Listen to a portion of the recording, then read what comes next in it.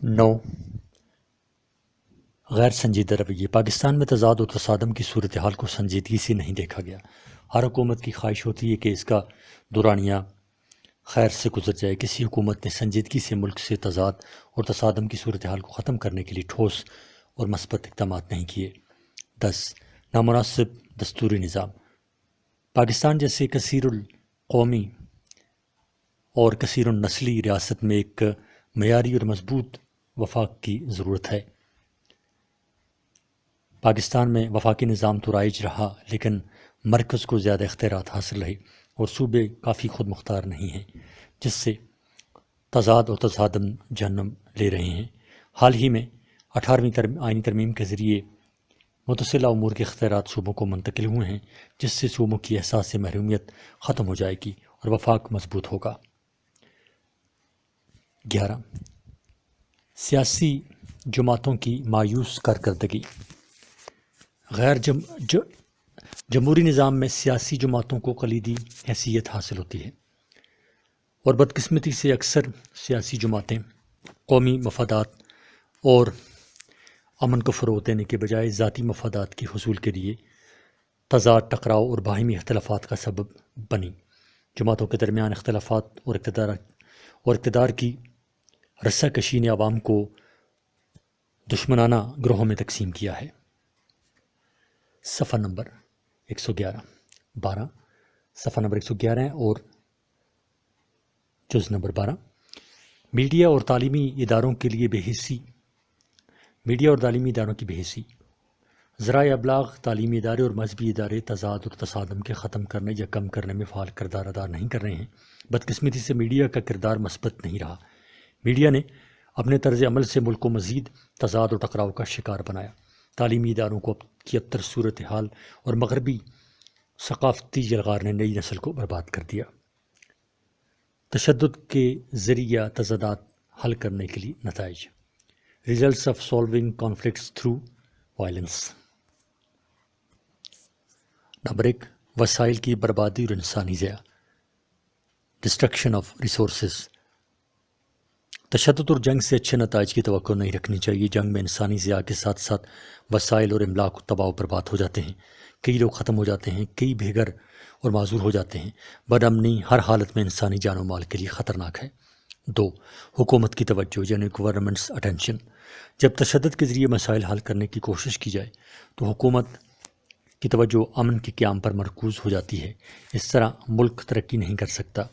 امن و امان کا قیام حکومت کی پہلی ترجیح بن جاتی ہے اور ترقیاتی عمل رک جاتا ہے. سیاسی نظام بری طرح متاثر ہوتا ہے. حکومتی پارٹی کی سیاسی صحت پر بھی برا اثر پڑتا ہے اور ان کا سیاسی مستقبل خطرے میں پڑ جاتا ہے. صفحہ نمبر 112. 3. معاشی و سیاسی عدم استحکام. جہاں کہیں بھی انسانی سماج میں ٹکراؤ و تصادم موجود ہو تو اس کا منطقی انجام خراب معاشی اور سیاسی صورتحال ہوتی ہے. جب مسائل کو تشدد کے ذریعے حل کرنے کی کوشش کی جائے تو بے یقینی کی صورتحال پیدا ہو جاتی ہے اور ملک کو اقتصادی اور سیاسی بدحالی کا سامنا کرنا پڑتا ہے.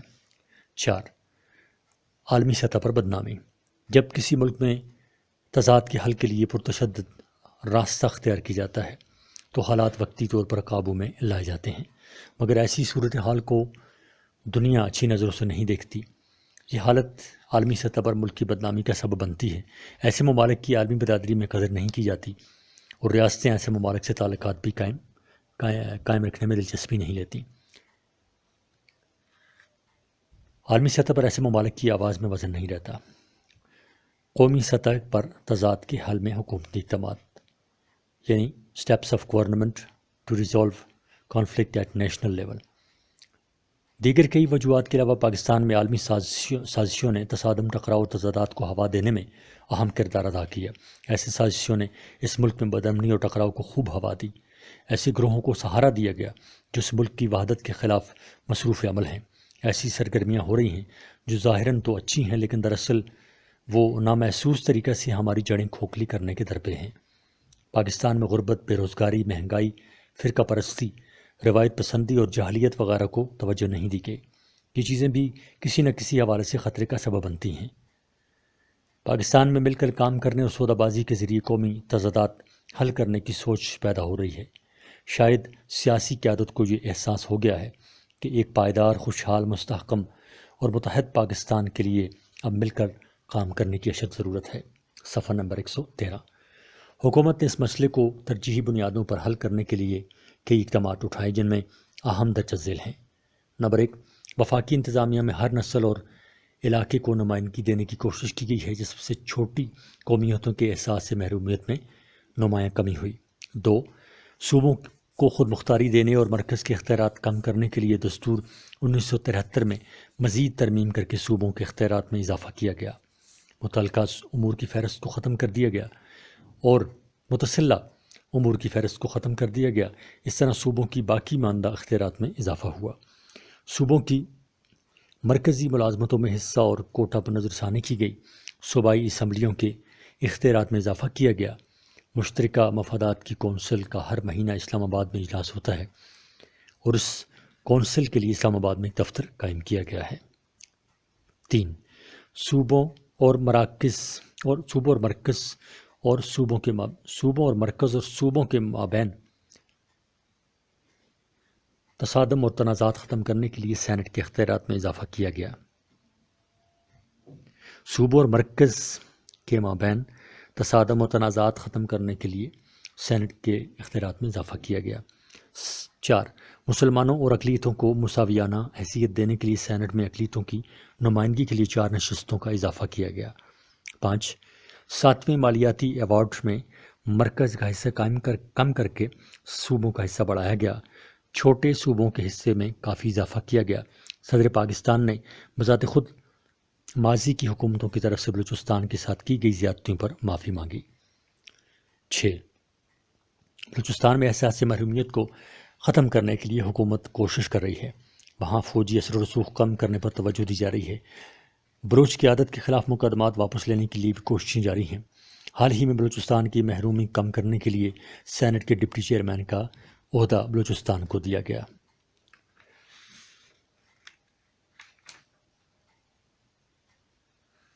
صفحہ نمبر 114۔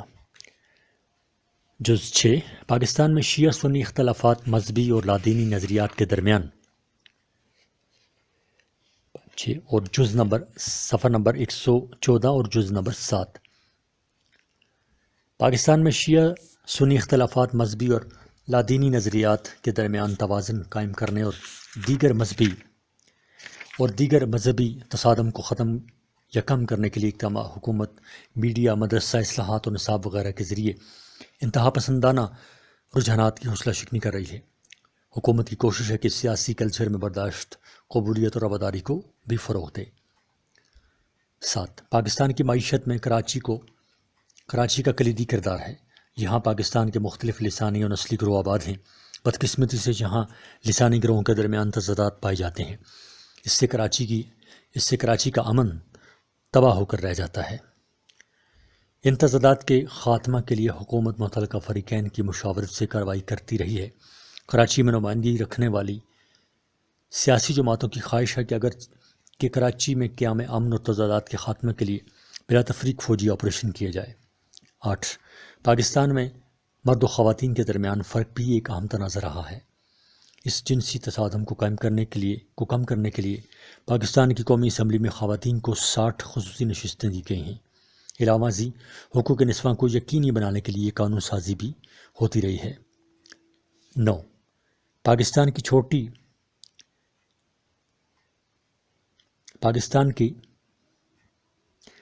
چھوٹی قومیتوں کی احساس محرومیت کم کرنے کے لیے ملک میں دیگر صوبوں کے قیام کے بارے میں سوچا جا رہا ہے۔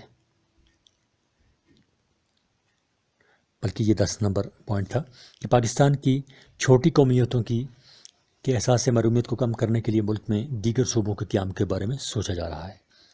صفحہ نمبر 115۔ مل کر کام کرنے، تصفیہ اور اتفاق کی رائے سے پاکستان میں قومی تضادات کے حل کے لیے حکمت عملی یعنی strategies to resolve conflicts at national level in Pakistan using the processes of collaboration, compromise and consensus. اس سے پہلے کہ حکمت عملی پر بات کی جائے، یہ ضروری ہے کہ مل کر کام کرنے، تصفید اور اتفاق رائے کو سمجھا جائے۔ اس سے پہلے کہ حکمت عملی پر بات کی جائے، یہ ضروری ہے کہ مل کر کام کرنے، تصفیہ اور اتفاق رائے کو سمجھا جائے۔ نمبر 1، مل کر کام کرنا یعنی کولیبریشن۔ اس کا مطلب یہ ہے کہ ایک مقصد کے حصول کے لیے مل کر کام کیا جائے۔ یہ ایک ایسے عمل کا نام ہے جس میں مشترکہ مقاصد حاصل کرنے کے لیے 2 یا 2 سے زیادہ افراد یا ادارے مشترکہ طور پر کام کریں۔ یہ ایک اجتماعی عزم ہے کہ ایک مشترکہ مقصد تک پہنچا جائے۔ اس عمل میں عام طور پر علم اور سمجھ کو شریک کر کے اتفاق رائے تک پہنچنے کی کوشش کی جاتی ہے۔ مل کر کام کرنے کو اس طرح بھی بیان کیا گیا ہے کہ یہ کسی مشترکہ منصوبوں پر مشترکہ کام کرنے کا عمل ہے۔ 2، تصفیہ کرنا یعنی کمپرومائز۔ تصفیہ کا مطلب یہ ہے کہ متصادم فریقین اپنے اختلافات ختم کرنے کے لیے ایک دوسرے کے ساتھ رعایت کرتے ہیں۔ کچھ لو اور کچھ دو کی حکمت عملی اپنائی جاتی ہے۔ اس کا مطلب یہ بھی ہے کہ وہ عمل یا کام یا فیصلہ جو 2 مخالف چیزوں کے درمیان ہو۔ صفحہ نمبر 116۔